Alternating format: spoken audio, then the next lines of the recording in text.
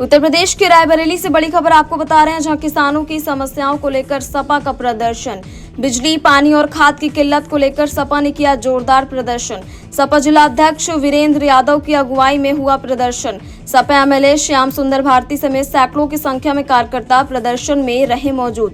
योगी सरकार के विरोध में जमकर की नारेबाजी। एसडीएम के माध्यम से राज्यपाल को भेजा संबोधित ज्ञापन। महाराजगंज तहसील परिसर में किया गया जोरदार प्रदर्शन। कर रहे हैं आप लोग, क्या है? देखिए, आज हम ज्ञापन देने आए थे महामहिम राज्यपाल महोदय को ज्ञापन देने उप जिलाधिकारी महोदय महाराजगंज के माध्यम से देने आए थे। आप सब इसी क्षेत्र के निवासी हैं, आप सब बखूबी जानते हैं कि किसी भी साधन सहकारी समिति या पीसे गोदामों में यूरिया खाद नहीं। सरकार झूठे वादे कर रही है कि यूरिया है, लेकिन आप चूंकि किसानी से सभी लोग जुड़े हुए हो, आप स्वयं अपने धानों की फसल पे यूरिया नहीं डाल पा रहे हो जो सरकारी यूरिया मिलनी चाहिए। डीएपी नहीं है। आज आवारा पशु जानवर जो है धानों को चौपट कर रहे हैं, चले जा रहे हैं, लेकिन उन आवारा पशुओं को अच्छी गौशालाएं न बना करके वहाँ खाद, वहाँ पर उनके चारा, पानी और सफाई की व्यवस्था नहीं है, इसलिए वहाँ पशु नहीं रुक रहे हैं। तो अच्छी गौशालाएं बनाएं, पशु वहाँ रोकें।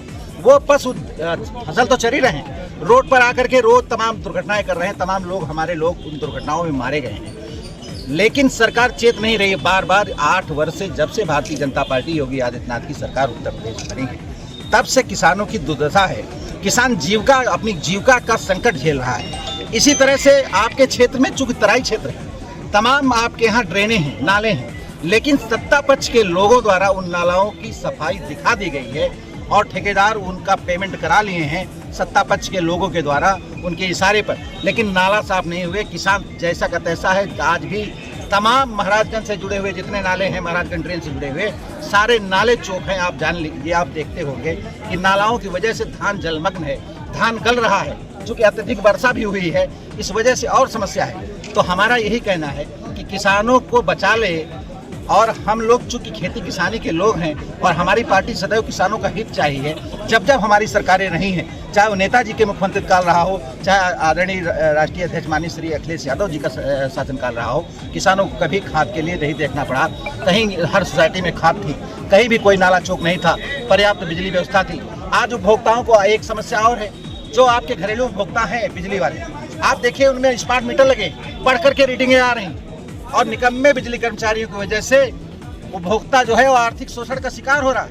और जब वो सुधरवाने जाता है तो बिजली कर्मचारी उनसे घूस मांगते हैं। सड़कें टूटी हुई हैं, जितने भी जिला मार्ग। आप लोग प्रदर्शन कर रहे हैं, क्या है पूरा? अभी हमारे जिलाध्यक्ष जी ने किसानों की समस्या को लेकर के, बिजली की समस्या को लेकर के, क्षेत्र की सड़कों की समस्या को लेकर के, जल भराव की समस्या को लेकर के, खाद की समस्या को लेकर के आप लोगों के सामने बताया, और एसडीएम महोदय के माध्यम से राज्यपाल जी को हम लोगों ने ज्ञापन सौंपा।